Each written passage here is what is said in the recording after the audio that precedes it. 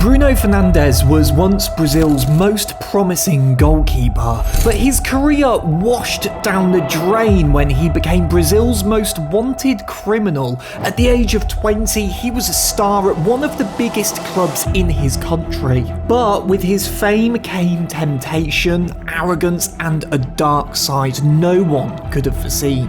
How did a football prodigy fall so far? What drove him to commit such a heinous crime? And could his story have ended differently? Well, it's time to find out. The year is 2010 and a younger goalkeeper is on the rise, capturing the hearts of fans across Brazil. His name? Bruno Fernandes de Souza. Bruno's story didn't start with fame or fortune. It began in the quiet training grounds of Atlético Mineiro, where he was just another kid chasing a dream. But Bruno wasn't like the others. Coaches quickly noticed his raw talent, the way he moved in goal, his lightning-fast reflexes, and his ability to command the defence like a seasoned leader. Even as a teenager, he stood out. Word spread fast, and soon bigger clubs started paying attention. Then came the call that would change his life. Flamengo, Brazil's most famous football club, wanted him. For any young player, this was the dream, a chance to play for a team with millions of fans and a history of greatness. Bruno packed his bags and headed to Rio de Janeiro, ready to prove himself on the biggest stage. At first, Bruno had to wait for his moment. He spent time on the bench, training hard and staying ready. Then, fate gave him his chance. Flamengo's starting goalkeeper got injured and Bruno was called up to take his place. It was a make or break moment, and Bruno didn't just rise to the occasion, he thrived. From the moment he stepped onto the pitch, Bruno played like he belonged. Save after save, he showed the world what he was capable of. The fans loved him. Every time he stopped a goal, the Maracanã Stadium erupted with chants of "Bruno, Bruno!" He became a hero to Flamengo supporters, and his performances only got better. Clean sheets started piling up, and Bruno became known as one of the best goalkeepers in Brazil. With his help, Flamengo began winning trophies, and Bruno was at the centre of it all, lifting silverware and celebrating with his teammates. His name was on everyone's lips, and his future seemed limitless. The national team started paying attention, and scouts from Europe's biggest clubs, including AC Milan, began circling. A move to Europe with all the fame and fortune that came with it seemed inevitable. Bruno was living the dream, going from a kid with a dream to one of the brightest stars in Brazilian football. It was a meteoric rise and the world was watching. But success has a way of feeding ego, and Bruno's growing sense of invincibility would soon lead him down a dark and irreversible path. It all began on May the 21st, 2009. Bruno, the golden boy of Brazilian football, was at a party, basking in his fame. He had everything: money, a family, and a career most could only dream of. But that night, he wanted more. Among the crowd, he met Eliza Samudio, a young, beautiful woman who was captivated by the goalkeeper's charm. For Bruno, it was just another fling, a secret he thought he could keep hidden from his wife and daughters. But what started as a fleeting moment of indulgence would soon spiral into a nightmare. By August, Bruno's perfect world began to crack. Eliza was pregnant. She wanted him to take responsibility, to be a father to their child, but Bruno wasn't interested. He had too much to lose: his family, his reputation, and his dream of playing in Europe. Desperate to protect his image, Bruno pressured Eliza to have an abortion. She refused. She wanted to keep the baby and demanded that Bruno step up. When Bruno wouldn't cooperate, Eliza took action. She filed a paternity lawsuit and demanded child support. The media caught wind of the story, and suddenly Bruno's spotless image was under threat. Sponsors began to question their association with him, and fans whispered about their hero's indiscretions. The pressure was mounting, and Bruno's frustration grew. His dream move to AC Milan, which had seemed so close, now felt like it was slipping away. Then, in October 2009, things took a darker turn. Eliza went to the police, accusing Bruno and his friends of kidnapping her, forcing her to take medication to induce an abortion, and physically assaulting her. The allegations were shocking, but Bruno denied everything. He dismissed her claims as lies, telling the press, "She cannot cope with the fact that I do not want to be in a relationship with her." His words were cold and calculated, but they couldn't erase the growing scandal. On the 10th of February 2010, Eliza gave birth to a baby boy, naming him Bruno after his father. But Bruno Fernandes refused to acknowledge the child or provide financial support. The legal battles dragged on, and with each passing month, Bruno's frustration deepened. His career was stalling, his reputation was in tatters, and he felt trapped.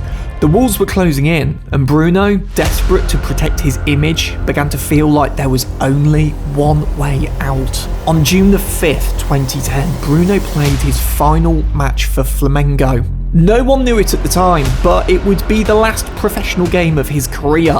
Just 4 days later, on June the 9th, Eliza Samudio disappeared. She had been lured to Bruno's house under the pretense of settling their disputes, but Bruno had already made a decision. A terrible, irreversible decision. He had decided that Eliza had to go. What followed would shock the nation. The golden boy of Brazilian football, once destined for greatness, would see his career and life unravel in the most horrifying way imaginable. Fame can twist a person's mind, and Bruno Fernandes de Souza was no exception. But nothing could prepare Brazil for the horror of his next move. What happened in that house still haunts the nation to this day. Bruno didn't act alone, he had help, friends, family, even his wife. They all played a part in what came next. Together they orchestrated a plan so cruel, so inhuman that it shocked even the most hardened investigators. It started with a lie. They told Eliza Samudio they wanted to settle things. "Come to Bruno's house," they said. "We'll work it out." Eliza, desperate to resolve the ongoing conflict and secure a future for her baby, agreed. But the invitation was a trap. As soon as Eliza arrived, they grabbed her. She was locked up, held against her will, and completely at their mercy. For days, she was kept there, trapped, terrified, and alone. Well, not completely alone. There were always people around, but none to help her. They were there to hurt her. Bruno's teenage cousin, who would later confess everything to the police, described the nightmare in chilling detail. Eliza begged for her life, she cried for her baby, she pleaded for mercy, but no one listened. No one cared. Bruno, the man who had once been a hero to millions, showed no compassion. He had made up his mind. Eliza had to disappear. To carry out the final act, they brought in a man known as Bola, a former police officer turned hitman. Bola's job was simple: eliminate Eliza. What happened next is almost too horrific to put into words. Bola strangled her to death. But that wasn't the end. To ensure there was no evidence, they dismembered her body and fed the pieces to Bruno's dogs.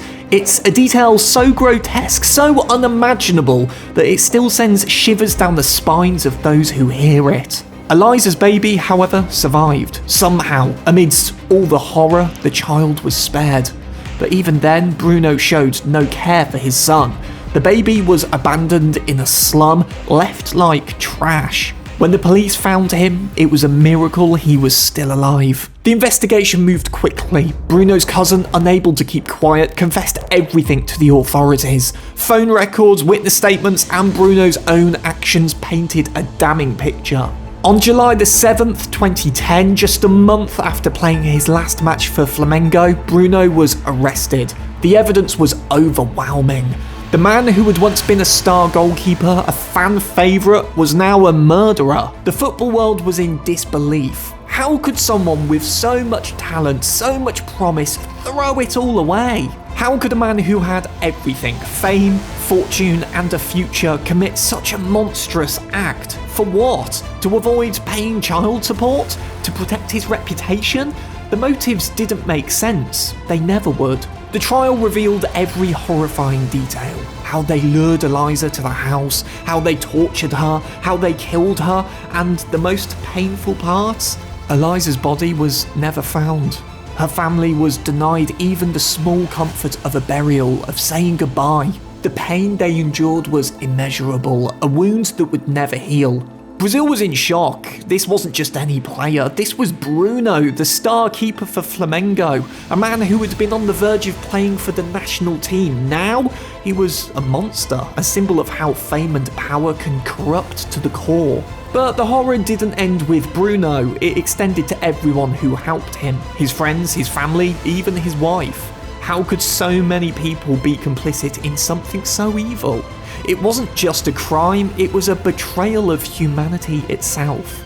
Bruno's arrest marked the end of his football career, but the story didn't stop there. Incredibly, some people wanted to give him another chance. Years later, after serving part of his sentence, Bruno was released on appeal and even signed with a lower division football club. The decision sparked outrage. How could a man who had committed such a heinous crime be allowed back into the sport? What did it say about football, about society, that a murderer could be welcomed back simply because he could kick a ball? Bruno's story is a cautionary tale, not just about fame, but about the dark side of human nature. It forces us to ask hard questions. What do we value more, talent or morality? Success or justice? And what does it say about us when we cheer for someone who has destroyed lives? For Brazil, the scars of this tragedy remain, a haunting reminder of how far someone can fall when they believe they are untouchable. The trial of Bruno Fernandes de Souza was nothing short of a national spectacle. All of Brazil watched as the grim details of his crime unfolded in the courtroom. The man who had once been a hero on the pitch was now the villain in a story too horrifying to believe. His lawyers tried every trick in the book, painting him as a victim of circumstance, claiming he was misunderstood, even set up. But the evidence was overwhelming, and the testimonies from his own accomplices sealed his fate. The verdict came down hard. Guilty. Bruno was sentenced to 22 years in prison for orchestrating the kidnapping, torture, and murder of Eliza Samudio. The courtroom was silent as the once celebrated goalkeeper was led away in handcuffs. Outside, the reaction was swift. Flamengo, the club that had once celebrated his talent, wasted no time cutting ties with him. Sponsors fled, distancing themselves from the scandal. Fans who had once chanted his name in stadiums now turned their backs in disgust. Bruno's fall from grace was complete. But in Brazil, the justice system moves at a pace slower than a Sunday league match. Appeals dragged on for years, and Bruno's case became mired in legal technicalities. Then, in 2017, something happened that shocked the nation. Bruno was released from prison. A legal loophole, a technicality, allowed him to walk free while his appeal was still pending. The news sent shockwaves across Brazil. How could a convicted murderer, someone who had committed such a heinous crime, be allowed to go free? Bruno wasted no time making headlines again. He announced that he wanted to return to football. The audacity of it all was staggering. A man who had orchestrated a brutal murder now wanted to lace up his boots and step back onto the pitch, as if nothing had happened. And the most shocking part? Some clubs actually considered it. Boa Esporte, a lower division team, signed him, sparking outrage across the country. The decision divided fans and the football world. Some argued that Bruno deserved a second chance, and that he had served his time and should be allowed to rebuild his life. Others were furious, saying that a man who had committed such a monstrous act had no place in the sport or in society. The controversy wasn't just about Bruno anymore, it was about the soul of football and the values it represented.